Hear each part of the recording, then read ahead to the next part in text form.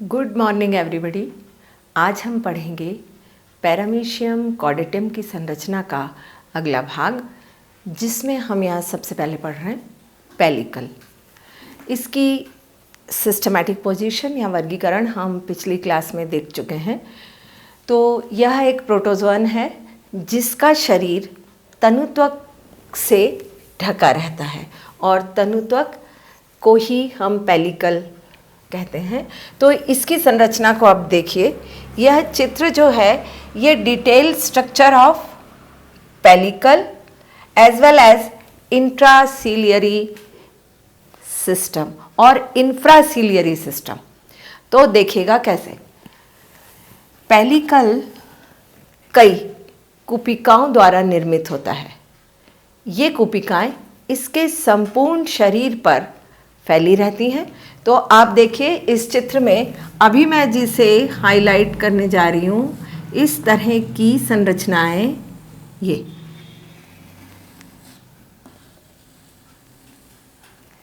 ये है इसकी कुपिकाएं या एल्वियोलस। तो ये रहा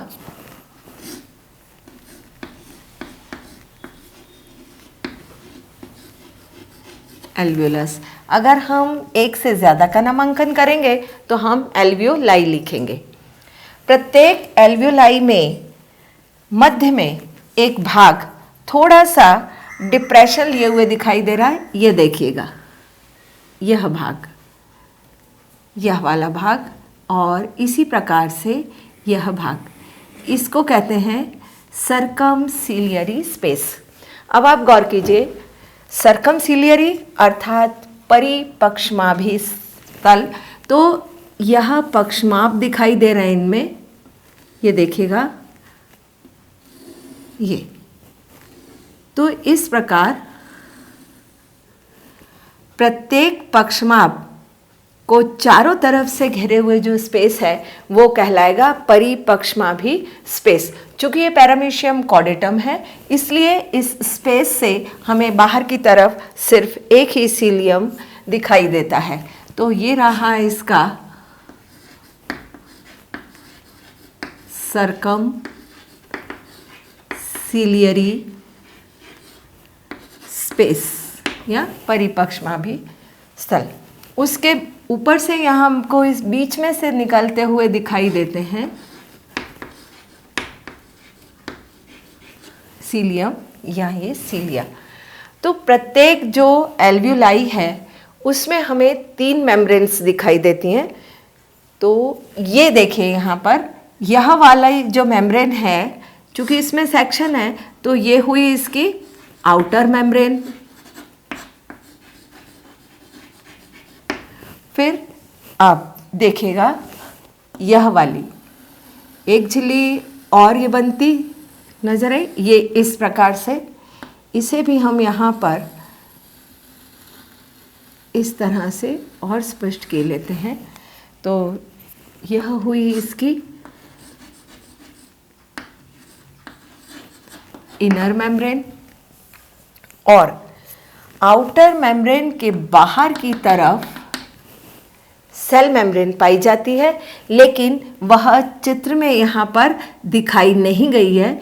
तो उसकी स्थिति क्या होती है, ये वाली। जैसे ये आउटर मेम्ब्रेन, गौर कीजिएगा, ये आउटर मेम्ब्रेन, ये वाली इनर मेम्ब्रेन, और इसके बाहर की तरफ अर्थात ये जो अभी डॉटिंग करके दिखाया है, ये स्पेस होता है उसका, जहाँ पर कि इसमें प्लाज्मा मेम्ब्रेन पाई जाती है। तो पूरे चित्र में अभी यहाँ पर उसको दर्शाया नहीं गया है। इस प्रकार से चित्र में हमें यहाँ पर सिर्फ 2 ही मेम्ब्रेन्स दिखाई देती हैं, जबकि होती कितनी है, 3। और अब इसके बाद का जो भाग है वो आता है इंफ्रासिलियरी सिस्टम। यह चित्र पेलिकल को भी दिखाता है, यह चित्र इंफ्रासिलियरी सिस्टम को भी दिखाता है। इस मेम्ब्रेन के अंदर का इंफ्रासिलियम के अंदर का जो भाग है, तो तब अब देखिएगा ये तो बाहर का हो गया, किसका, पेलिकल का। पेलिकल को अगर हम टॉप व्यू से देखें तो यहाँ पर हमें इसमें पेंटागोनल टाइप स्ट्रक्चर दिखाई देता है, जिसे हम पंचभुजी संरचना कहते हैं। उसकी वजह कि ये जो कुपिकाएं हैं ये एकांतर क्रम में होती हैं। ध्यान दीजिए, ये दोनों जहाँ मिल रही हैं, अगले वाली रो की या अगली कतार की कुपिका इस तरह से यहाँ पर आती है, तो इनके मध्य क्या हुआ, एकांतर क्रम होता है। इस तरह के एकांतर क्रम की व्यवस्था को जब हम टॉप व्यू से देखते हैं तो वो हमें दिखाई देता है पेंटागोनल या पंचभुजी संरचना। अब हम ध्यान देंगे इंफ्रासीलियरी सिस्टम।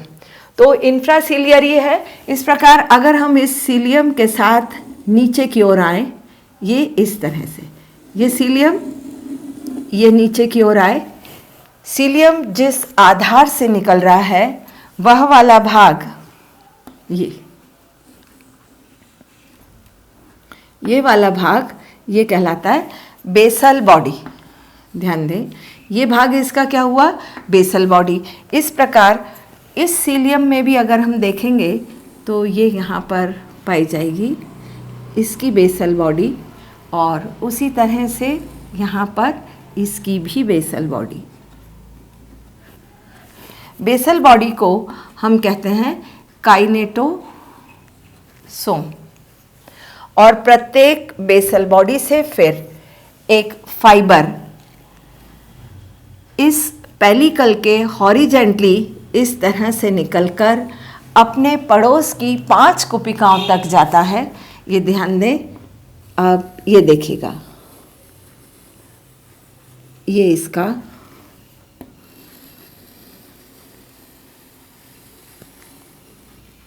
और ये इस तरह से।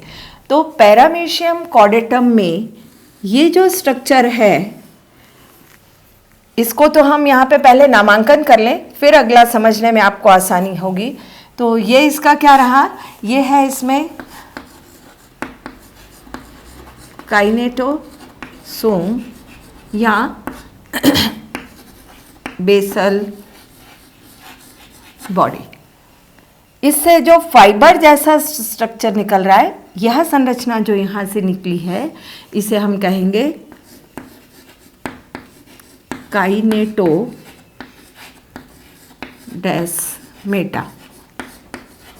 और अब 5 काइनेटोडेस्मेटा का समूह कहलाएगा काइनेटोडेस्मा। तो देखिए, ये इस प्रकार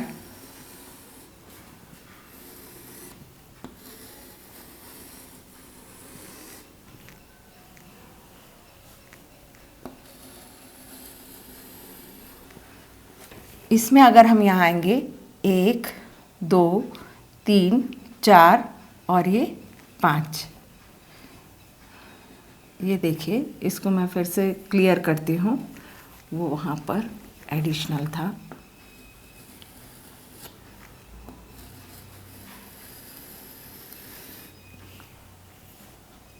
तीन चार पाँच,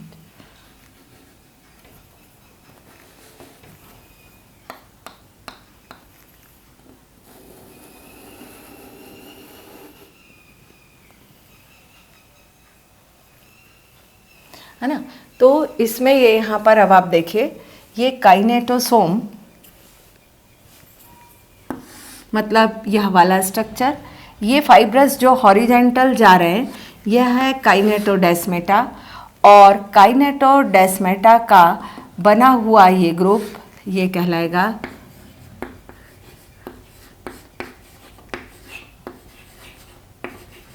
काइनेटोडेस्मा। इस प्रकार पैरामीशियम कॉर्डेटम में इंफ्रासीलियरी सिस्टम के अंदर प्रत्येक काइनेटोडेस्मेटा अपने पड़ोसी 5 सीलियम तक जाता है, और इस प्रकार यहाँ पर एक काइनेटोडेस्मा का निर्माण होता है। और बीच बीच में यहाँ पर ये हमें दिखाई दे रहे हैं यह संरचनाएं, जिन्हें मैं अब वापस से बोल्ड कर रही हूँ। यह स्ट्रक्चर ये कहलाते हैं ट्राइकोसिस्ट। तो जो ट्राइकोसिस्ट हैं वो अनडिस्चार्ज हैं। अनडिस्चार्ज मीन्स कि इनके ऊपर देखिए यहाँ पर ये कैप अभी है ना, इस तरह से।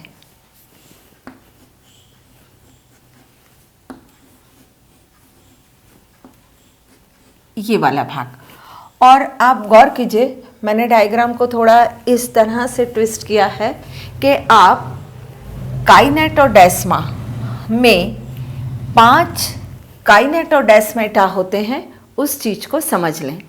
तो यहाँ ध्यान दीजिए कि इसको ज़रा यूनिफॉर्म हो गया ऐसा। अब देखिएगा यहाँ पर 1 2 3 4 5, इस वाले में यहाँ पे देखिए 1 2 3 4 5, इसमें यहाँ पे देखिए 1 2 3 4 5, और इस लास्ट वाले में अभी आपको क्लियर दिखाई देंगी। तो इसको देखिएगा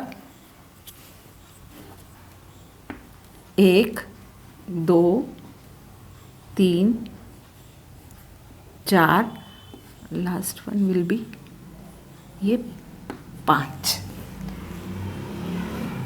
तो इंफ्रासीलियरी सिस्टम में क्या होता है? इंफ्रासीलियरी सिस्टम में सीलियम का हमें बेसल भाग दिखाई देता है, जिसे हम काइनेटोसोम या बेसल बॉडी कहते हैं। प्रत्येक काइनेटोसोम से हॉरिजेंटली एक फाइब्रस स्ट्रक्चर निकलता है, जिसे हम कहते हैं काइनेटोडेस्मेटा। ये 5 काइनेटोडेस्मेटा मिलकर एक बंडल बनाते हैं, जिन्हें कहते हैं काइनेटोडेस्मा। इस प्रकार बना हुआ ये बंडल एनिमल को मूवमेंट के समय एक सपोर्ट करता है। और यहाँ पर देखिए कि ये 1 + 2 अर्थात काइनेटोसोम और काइनेटोडेस्मेटा, इनको सम्मिलित रूप से काइनेटी भी कहते हैं। क्या कहते हैं? काइनेटी। तो काइनेटी और काइनेटोडेस्मा जो बनते हैं, ये एनिमल को मूवमेंट के समय एक एक्स्ट्रा सपोर्ट देते हैं। इस प्रकार ये इसका पूरा होता है पेलिकल और इंफ्रासीलियरी सिस्टम। इसमें यहाँ पर यह ट्राइकोसिस दिखाई दे रहे हैं। इनके बारे में हम अभी इधर देखते हैं कि ट्राइकोसिस्ट क्या है। तो ये देखिएगा, ट्राइकोसिस्ट इस प्रकार से एक स्ट्रक्चर है।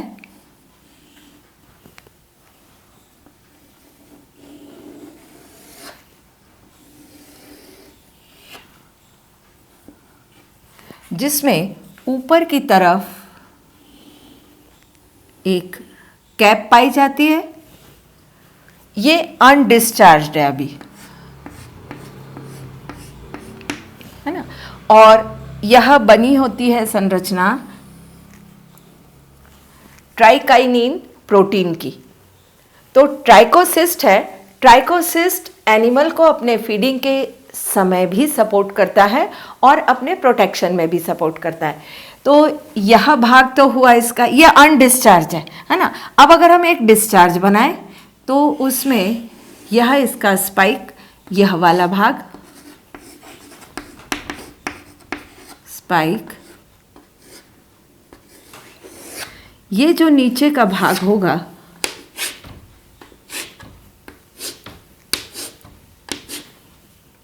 यह भाग होगा इसका शाफ्ट,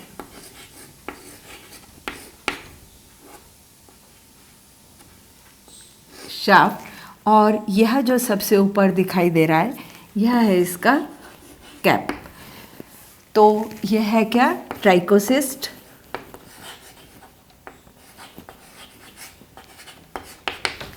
ट्राइकोसिस्ट ट्राइकाइनिन प्रोटीन के बने होते हैं। इनका सामान्य आकार होता है 4 म्यू से। यहाँ सामान्य से आशय है जब अनडिस्चार्ज होते हैं।